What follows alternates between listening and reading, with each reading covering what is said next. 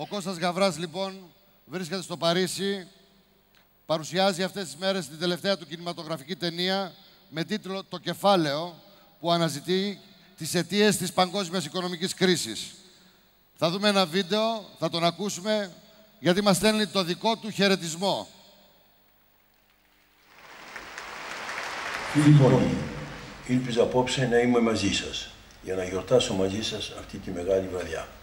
Δυστυχώς, επαγγελματικά προβλήματα επενέβησαν και δεν μπορώ να έρθω απόψε και το λυπούμε πάρα πολύ.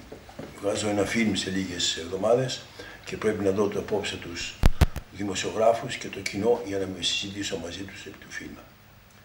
Ήθελα πολύ να είμαι μαζί σας, γιατί καταρχήν ήθελα να ευχαριστήσω τον κύριο Μελισσανίδη που μου έδωσε την ευκαιρία να σας πλησιάσω, να είμαι λίγο κοντά σας, να κάνω κάτι για σας.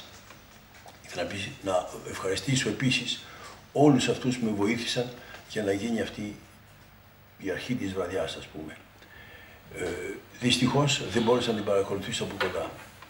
Με ελπίζω πολύ γρήγορα να έρθω μαζί σας, να σας βρω και να τα πούμε από κοντά, ίσως σε μια άλλη γιορτή, ίσως σε μια άλλη ευκαιρία. Ήθελα επίσης να δω όλους αυτούς τους χορευτές με τους οποίους έχω δουλέψει 2 φορές, που χορεύουν το πυρίχιο καταπληκτικά και είχαμε και μεγάλη επιτυχία. Δυστυχώς, όπως σας έλεγα, δεν είναι δυνατόν. Μια άλλη φορά. Λοιπόν, ένα λόγο για το φιλμ τον Ταλάρα, που δέχτηκε να είναι μέρος αυτής της βραδιάς πολύ φιλικά. Σε φιλό Γιώργο. Λοιπόν, σας χαιρετώ όλους και λυπούμε ακόμα πάρα πολύ που δεν είμαι μαζί σας. Καλή βραδιά. Γεια σας.